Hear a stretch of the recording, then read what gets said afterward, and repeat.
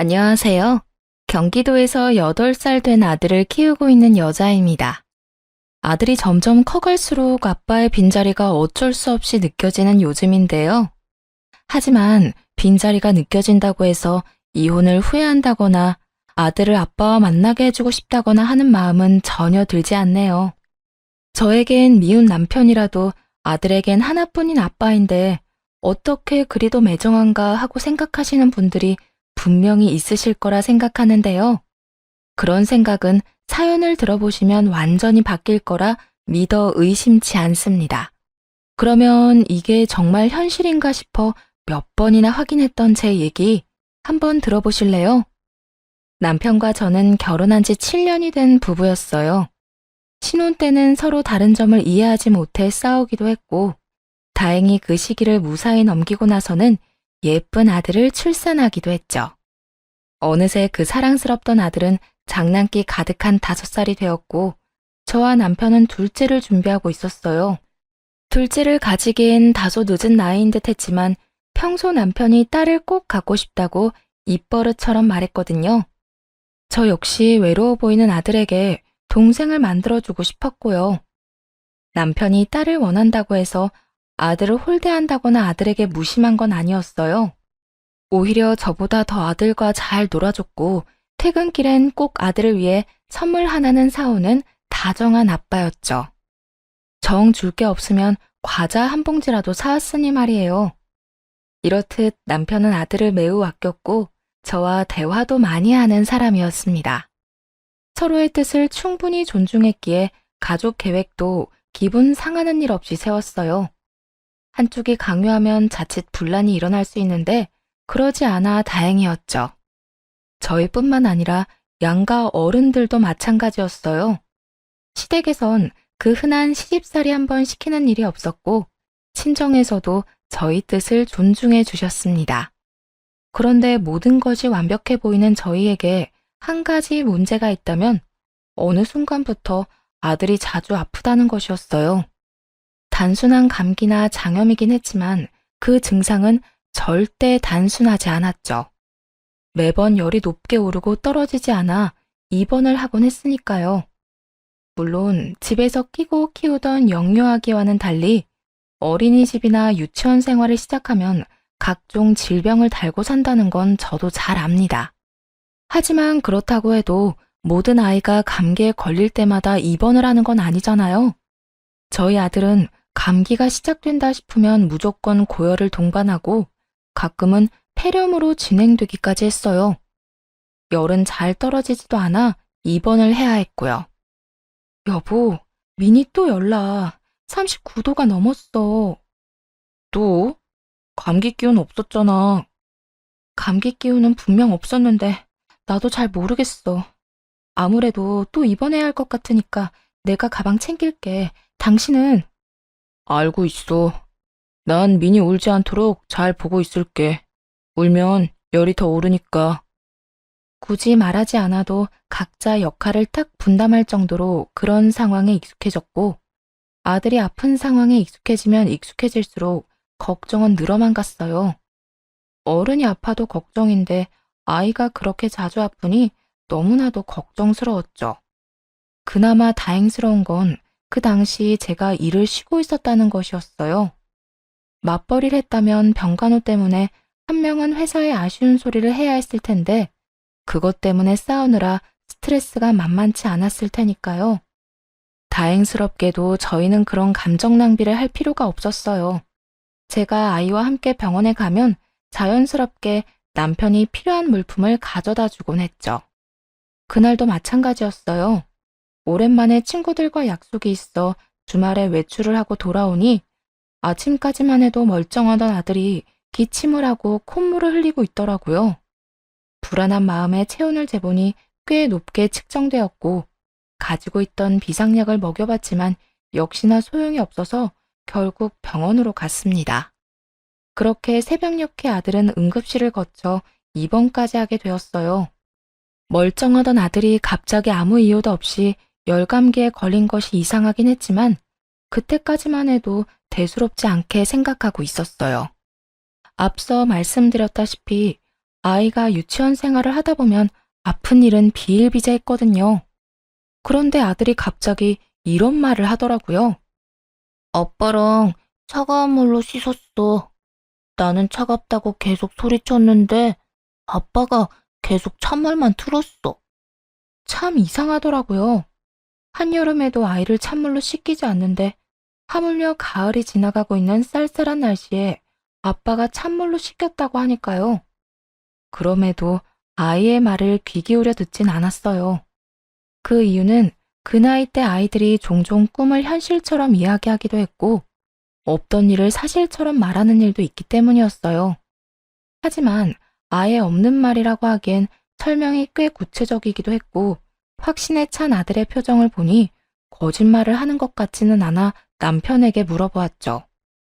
여보, 혹시 민이 오늘 찬물로 씻겼어? 어? 오늘? 나 외출했을 때 민이 찬물로 씻겼냐고. 민이 말로는 아빠가 차가운 물로 씻겼다고 하는데 혹시나 해서 물어보는 거야. 그래? 미니가 차가웠대? 나는 미지근한 물로 씻겼다고 생각했는데 미니가 느끼기엔 그렇지 않았나 보네. 그래서 갑자기 열감기에 걸린 건가? 어떡해. 나 때문인가 보다. 어쩐지 씻고 나와서 미니 컨디션이 급격하게 떨어지는 것 같긴 했어. 미안해. 아이고, 호들갑은. 됐어.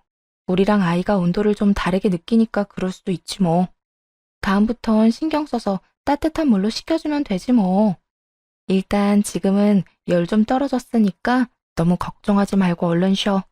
내일 또 출근해야지. 응, 알겠어. 미니한테 아빠가 미안해한다고 꼭 전해줘. 남편이 너무나도 미안해했고 또 실수였다고 하니 저도 그러려니 했어요.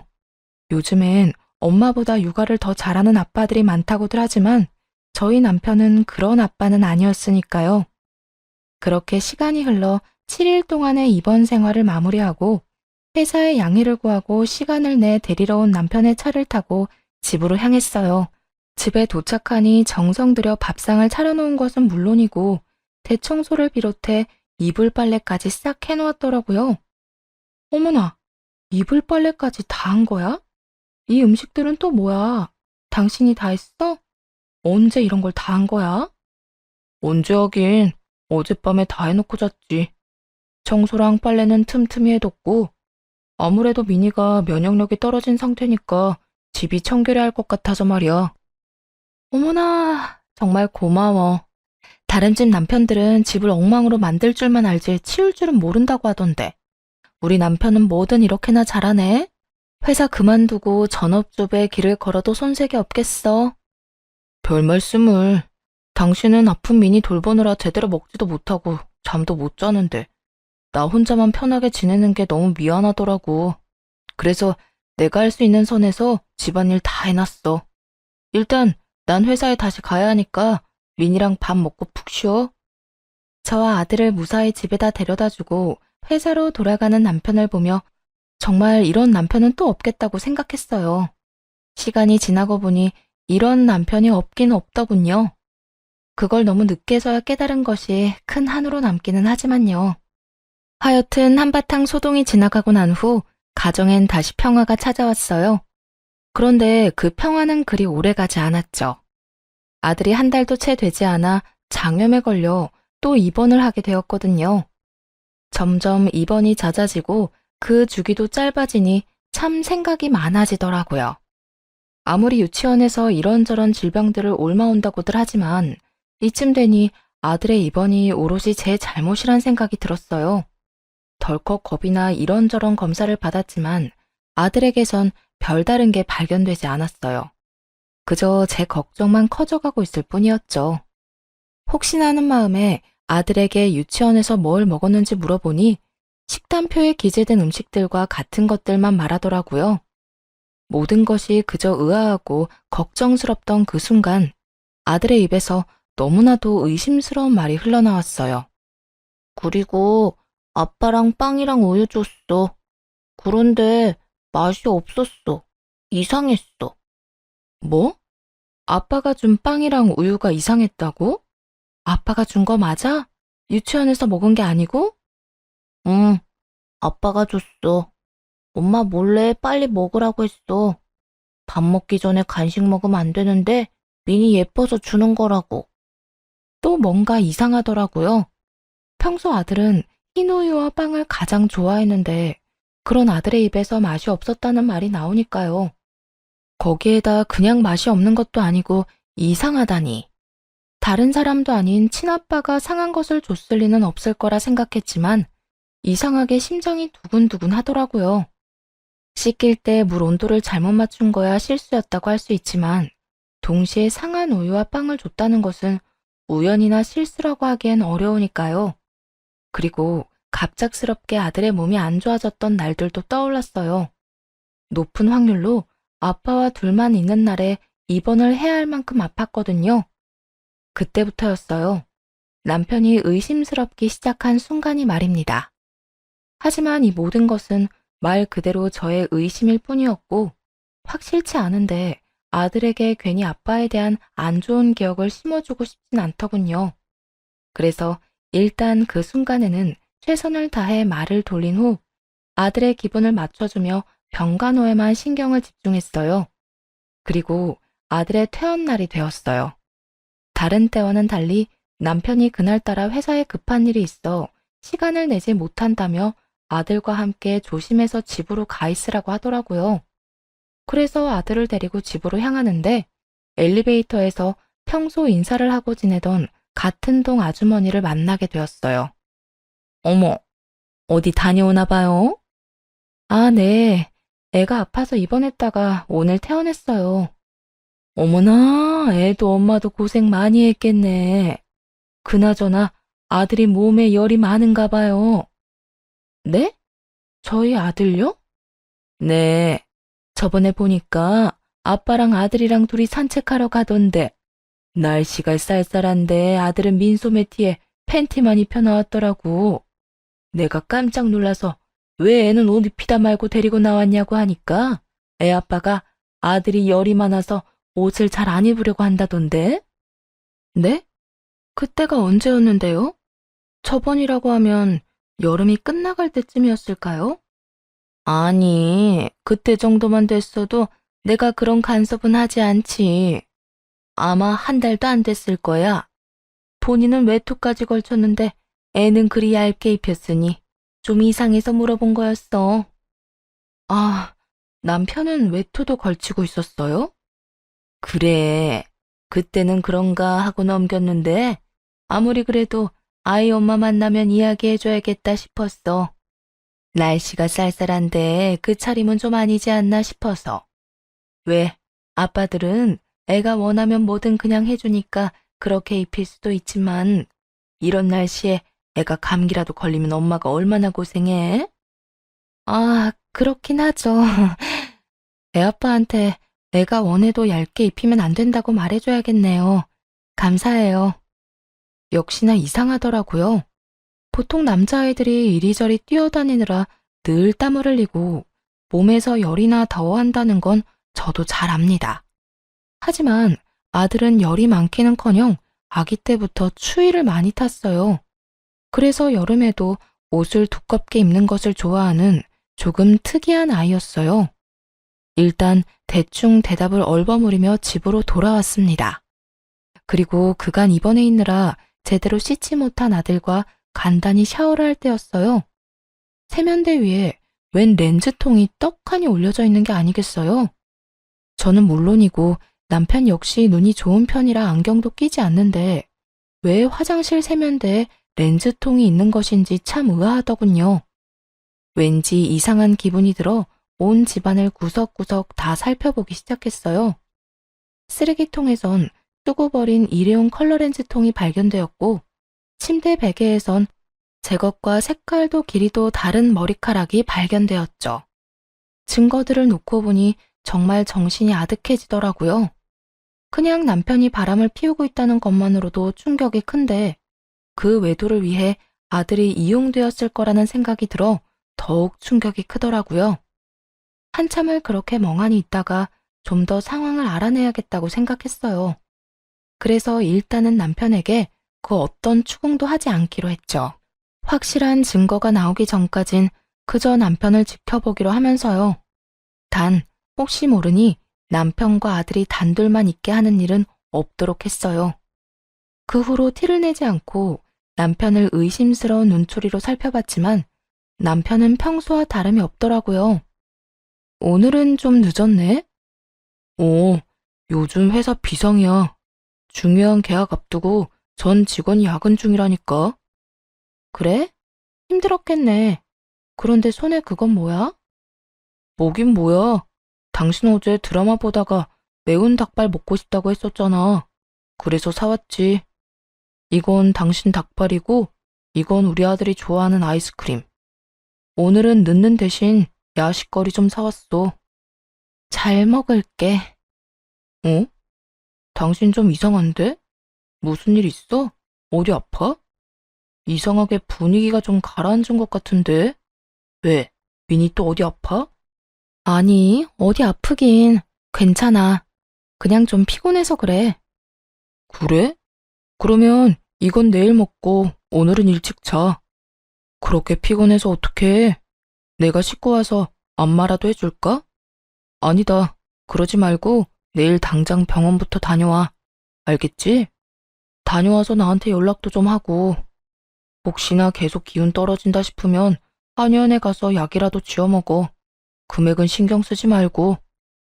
남편은 여전히 회사 생활을 열심히 했고, 퇴근을 하고 집으로 돌아오면 늘 그렇듯 가정에 최선을 다하려고 애쓰고 있었어요. 혹시나 하는 마음에 남편이 자는 사이 휴대전화를 살펴보기도 했지만 허무할 정도로 아무것도 나오지 않더군요. 이 모든 것이 그저 혼자만의 이상한 오해인가 싶기도 했습니다. 그렇게 시간이 흘러 그냥 남편에게 직접 물어봐야 하나 고민하던 어느 날이었어요. 웬일인지 남편이 술에 취해 집으로 돌아오더라고요. 밖에서 무슨 좋은 일이 있어 술을 잔뜩 마셨는지 고주망태가 되어 잠이 드는 순간에도 남편은 웃고 있었어요. 아무래도 그런 남편이 이상해서 남편의 휴대전화를 다시 살펴보았죠. 그곳엔 그동안 발견할 수 없었던 새로운 앱이 있더군요. 그건 바로 커플끼리만 사용한다던 앱이었어요. 남편이 그동안 숨김 기능을 사용해 발견할 수 없었던 것이었죠. 그래요. 남편은 그동안 철두철미하게 이 앱을 통해 상간녀와 연락을 했던 거예요. 정말 충격 그 자체였어요. 추억이랍시고 그동안 나누었던 대화를 단 하나도 지우지 않고 남겨놓은 것인지 두 사람의 깊은 관계가 시작되었던 순간부터 최근의 대화까지 고스란히 있더군요. 자기야, 오늘 마감 언제 해? 자기가 해? 아니, 마감할 알바생 구했어. 오늘 자기 반차 썼다고 했지. 바로 가게로 데리러 와. 데이트하러 가자. 저녁도 나랑 먹고 가면 좋은데. 저녁은 집에 가서 먹어야 할 것 같아. 며칠 전에 아들 퇴원했잖아. 아무래도 한동안은 좀 잘해야 할 것 같아서 말이야. 하긴, 그러면 회사에서 나오자마자 바로 가게로 와. 점심만이라도 나랑 먹고 오늘 근교로 드라이브도 가고 그러자. 그래. 바쁜 거만 빨리 마무리해놓고 갈게. 힘들거나 무거운 거 옮기는 일은 하지 말고 둬. 내가 가서 해줄 테니까. 역시 다정해.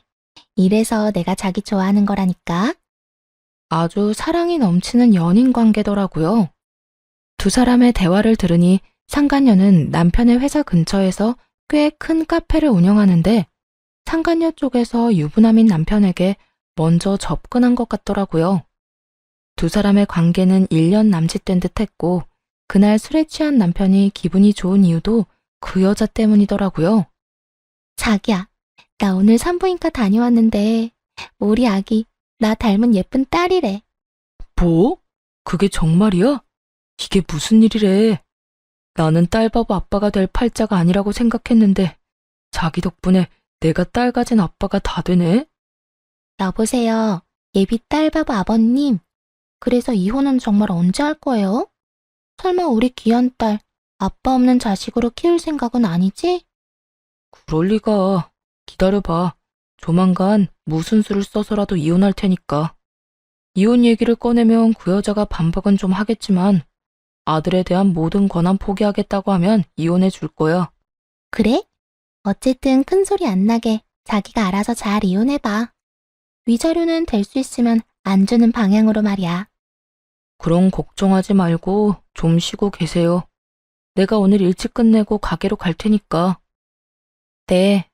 상간녀는 임신 중으로 남편이 그렇게나 바라던 딸을 가졌다고 하더군요. 그래서 남편 놈은 기분이 좋아 술에 잔뜩 취해 집으로 들어온 것이었고요. 여기까지만 해도 충격이 큰데 더 큰 충격적인 대화가 고스란히 남아있더군요. 그건 바로 남편이 아들을 일부러 아프게 했다는 것이었어요. 저의 예상대로 남편은 제가 자리를 비울 때면 술을 쓰곤 했어요. 아들이 감기에 걸리거나 배탈이 나도록 말이에요. 아들이 입원해서 저도 함께 집을 비운 사이 남편은 상간녀와 오붓한 시간을 보내려고 외박을 일삼았더라고요. 한마디로 상간녀와 지내기 위해 아들을 아프게 했던 것이었어요. 제일 마지막에 아들이 장염에 걸린 일도 마찬가지고요. 이번에 자기 아들 입원하면 자기 집에서 시간 보내면 안 돼? 사람들 눈 피해서 잘 들어가면 되잖아. 응? 우리 집? 불편하지 않겠어? 불편하기는. 나도 자기가 사는 집이 어떤지 궁금하기도 하고, 앞으로 우리가 함께 살게 되면 그 집처럼 꾸며놓고 살 텐데, 미리 체험한다 생각하고 한번 보고 싶어서. 왜? 안 돼? 그래, 그러자. 그런데 미니가 태어난 지 얼마 안 돼서 또 감기 걸리게 하면 좀 그럴 것 같은데. 이번엔 감기 말고 장염 걸리게 하면 되지. 애들은 이런저런 병 유치원에서 많이 옮아온다며. 어른들도 조금만 잘못 먹으면 배탈 나는데 애는 오죽하겠어? 이번엔 상한 것 좀 먹여서 배탈 나게 하면 될 거야. 그럼 그럴까? 일단 알겠어. 와이프 없을 때 준비해서 먹여야겠네. 그래. 너무 팍 상한 건 위험하니까 조금만 이상해도 될 거야. 애들은 아무래도 어른보다 면역력이 떨어지니까. 알겠어. 조금 이따가 보자.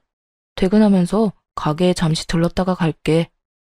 대화에서 알 수 있다시피 아들을 아프게 했던 건 남편만이 아니었어요.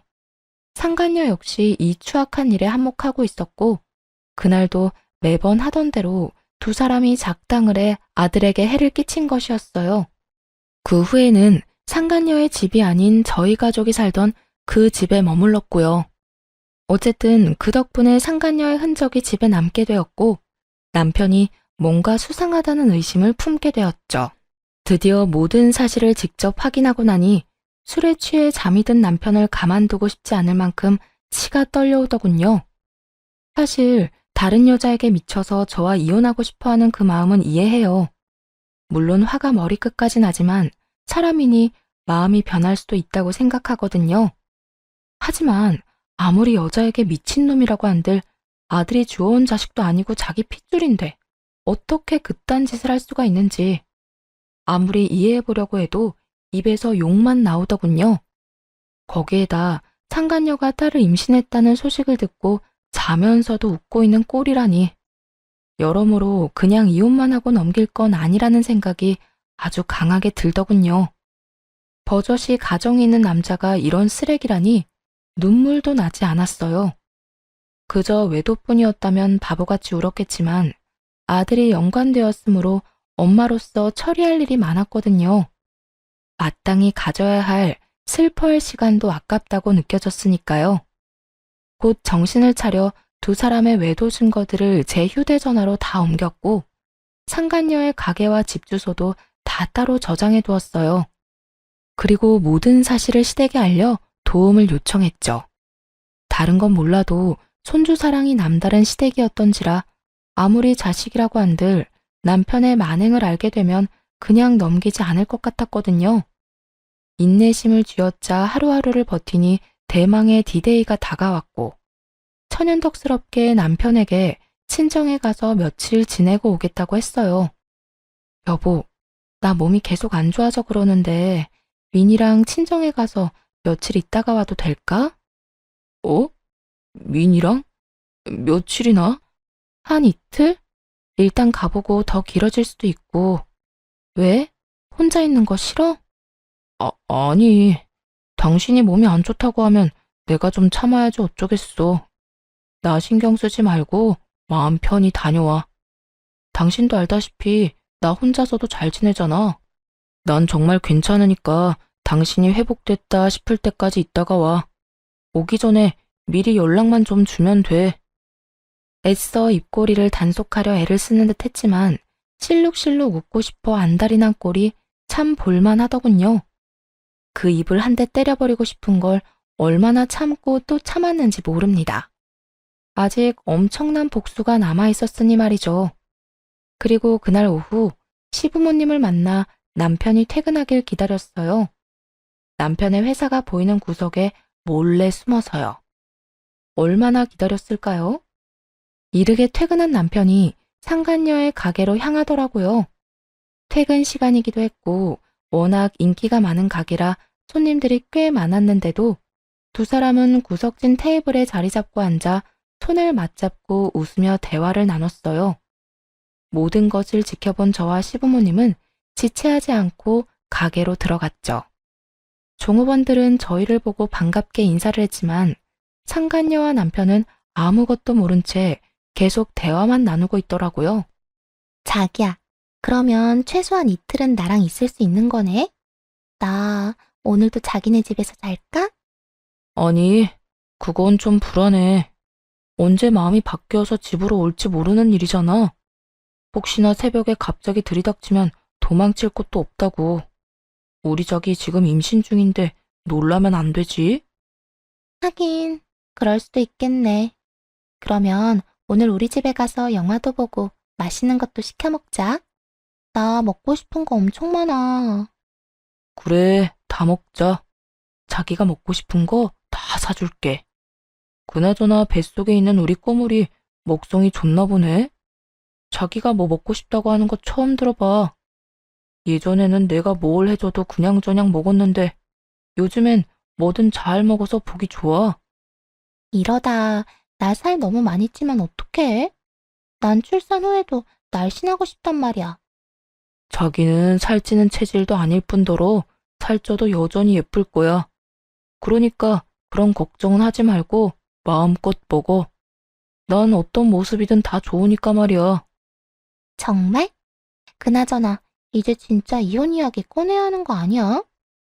그렇지 않아도 무슨 트집을 잡아서 이혼하자고 할까 고민 중이야. 미니가 이 타이밍에 또 아파주면 참 좋을 텐데.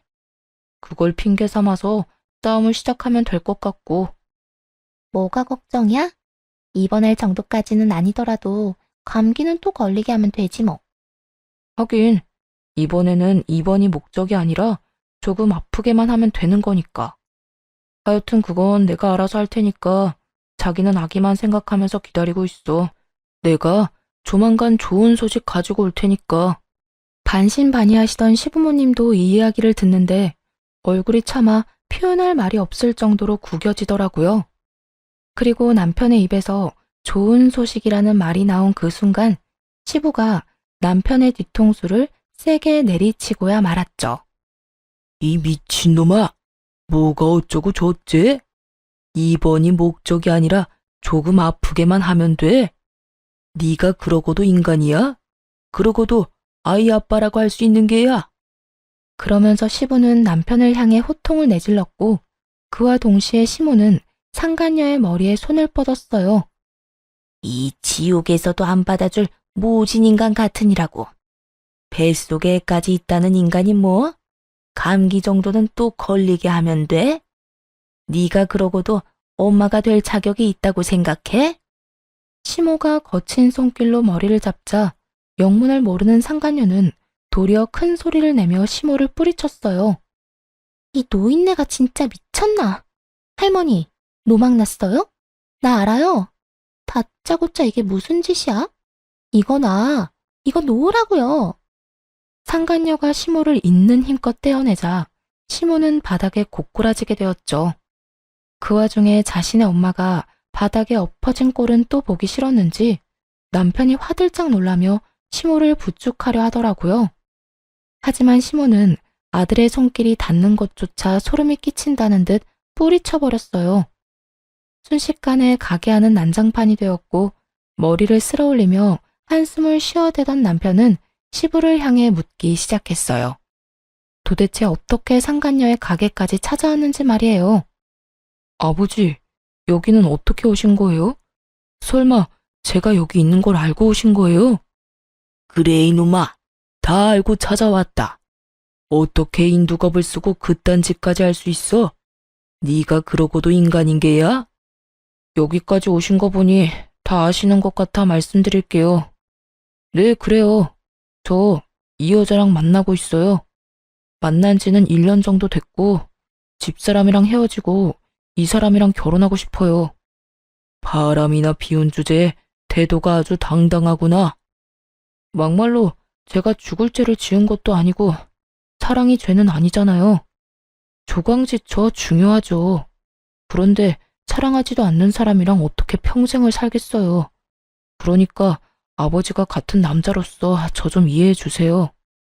남편은 소름이 끼칠 정도로 태연한 얼굴로 용서가 아닌 이해를 구했어요.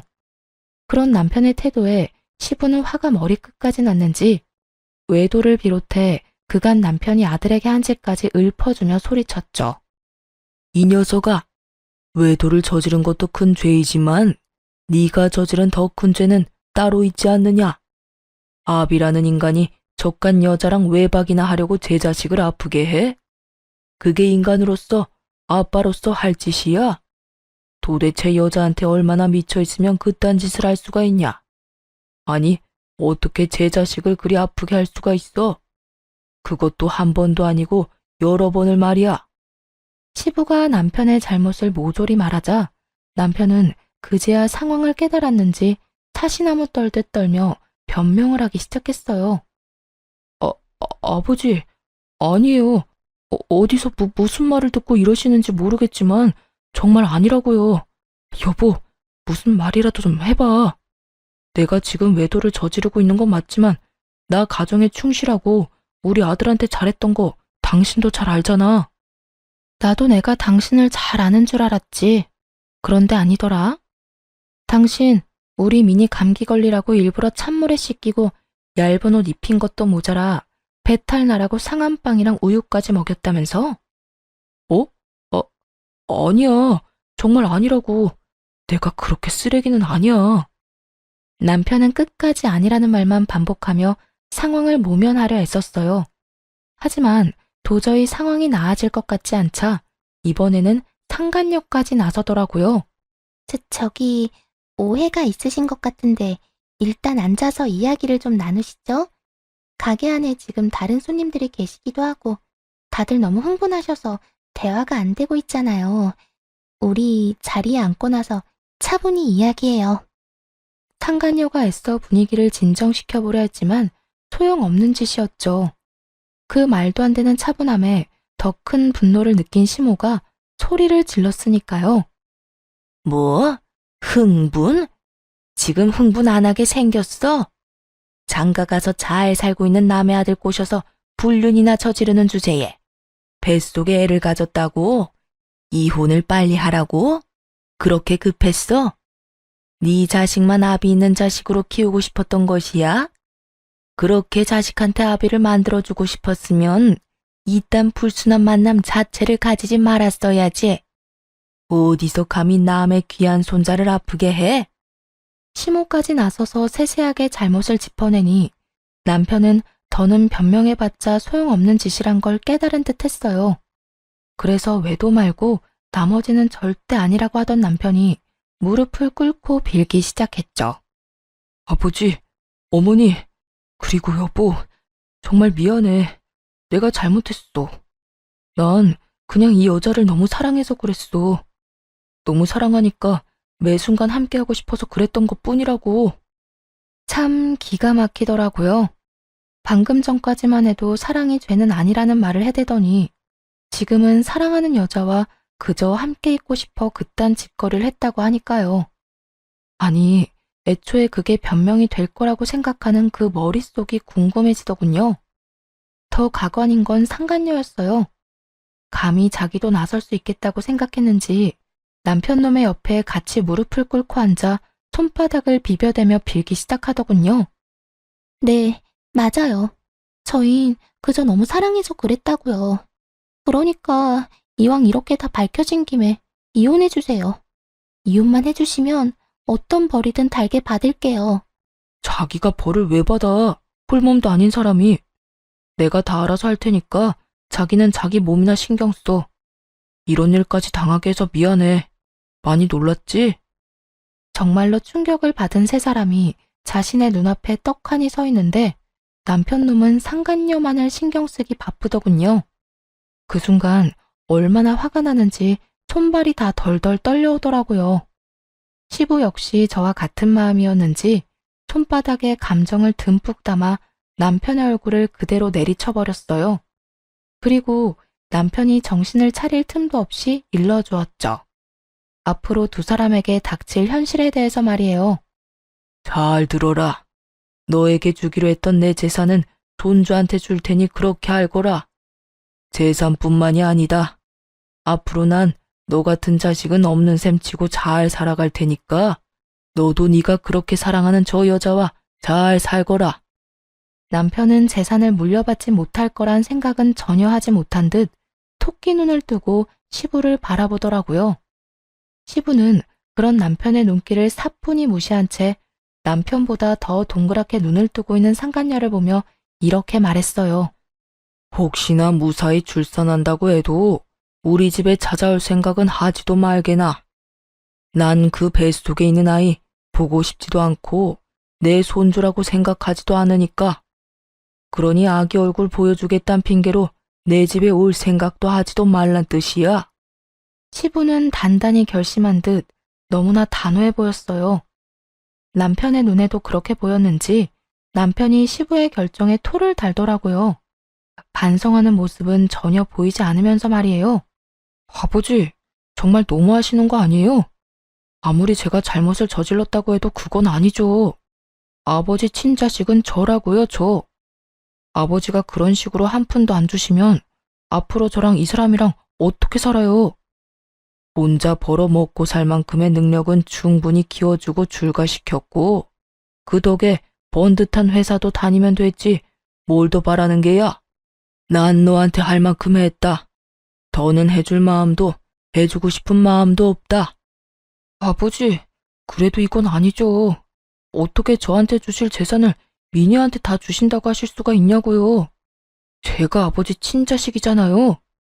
아까부터 시끄럽게 친자식 타령을 하는데 그러는 너는 친자식한테 어떻게 그딴 짓거리까지 한 것이야?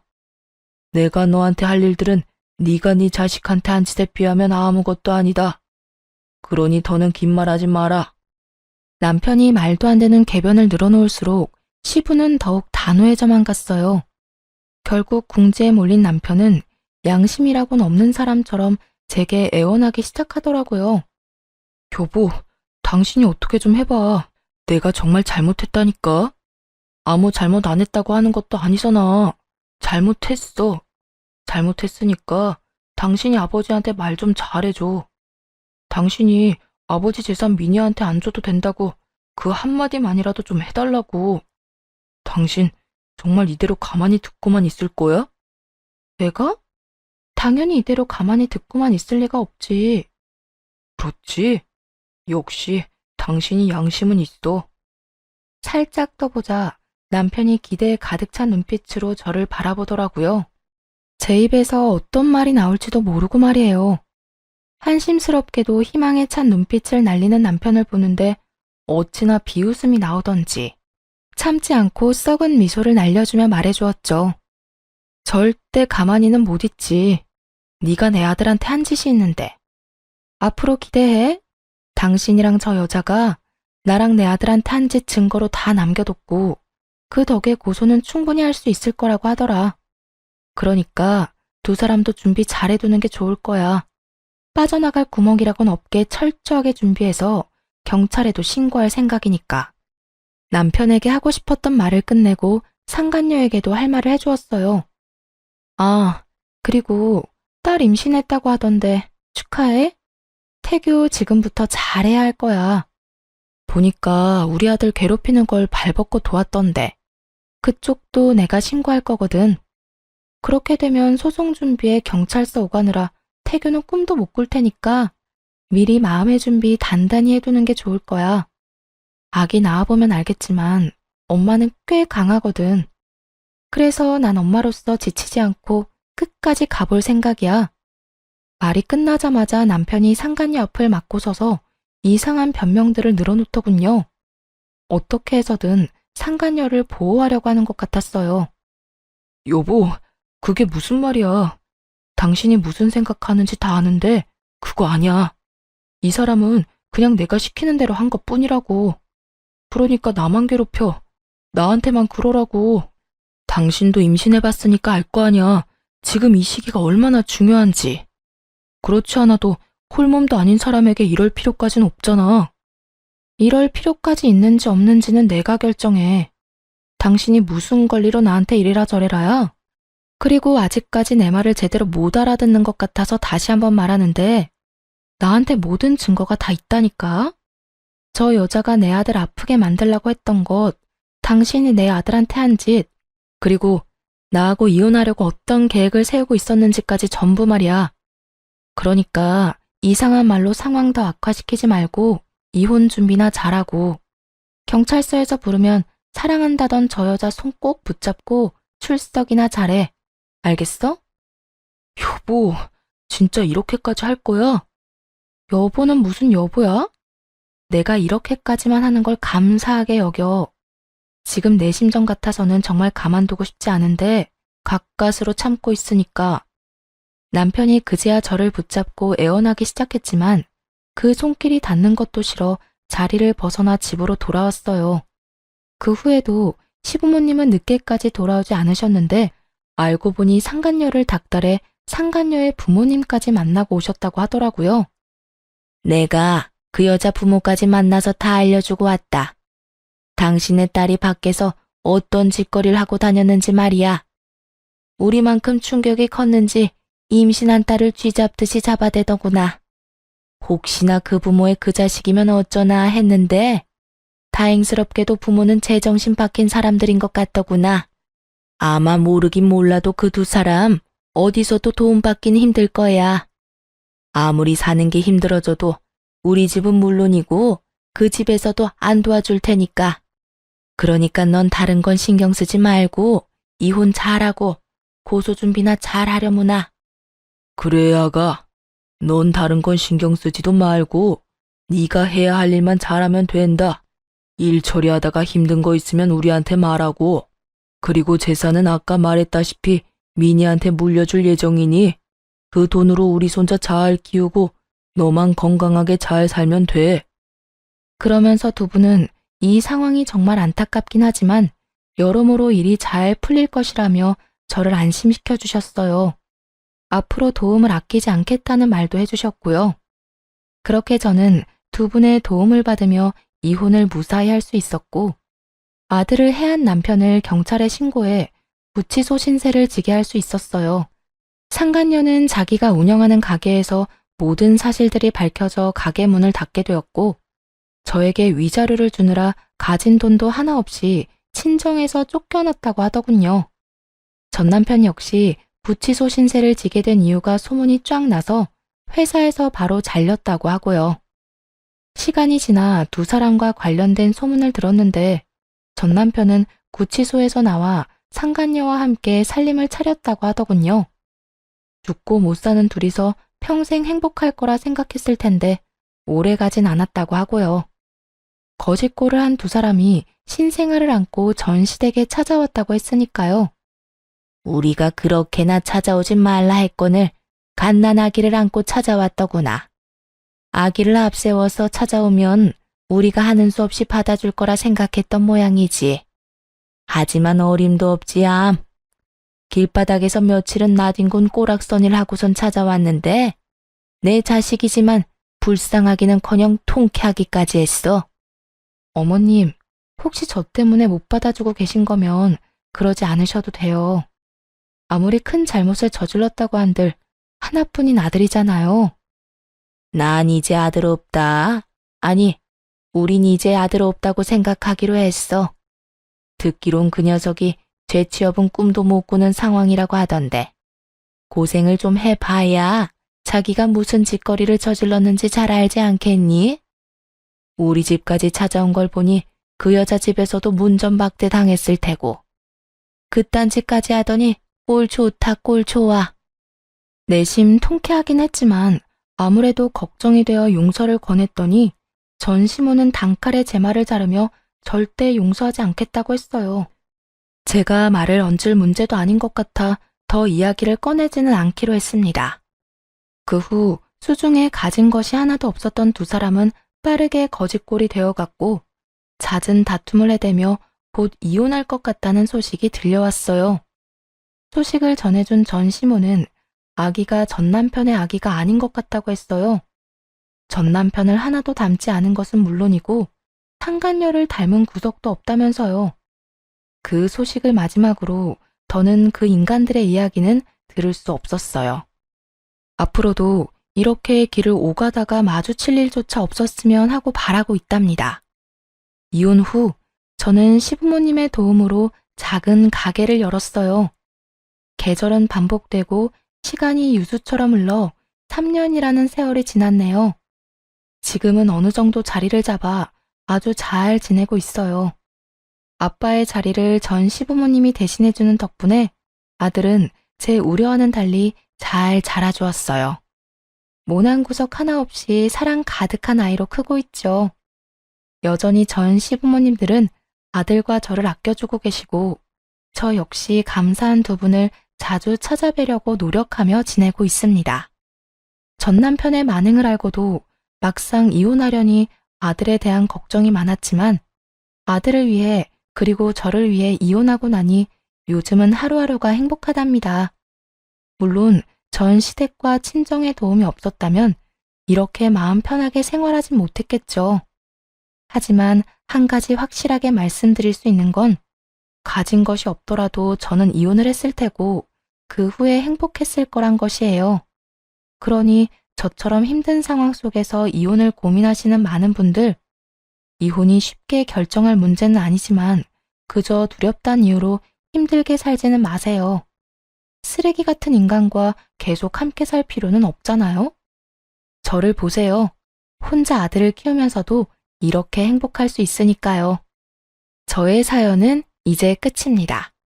긴 이야기 들어주신 모든 분들 감사합니다.